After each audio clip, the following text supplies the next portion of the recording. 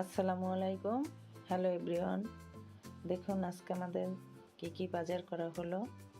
আমাদের বাজার থেকে আজকে 2.5 কেজি ওজনের একটি রুই মাছ এনেছে, কেটে এনেছে বাজার থেকে রুই মাছটা।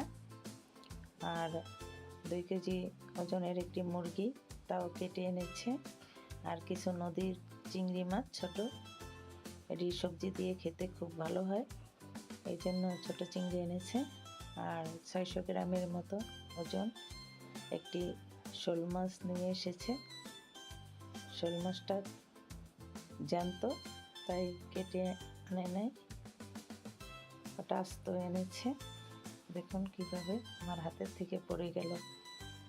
আর 2 কেজি টমেটো, 3 কেজি পেঁয়াজ, 3 কেজি আলু, আজকে এগুলো আমাদের বাজার থেকে এনেছে। এই ছিল আজকে আমাদের বাজার।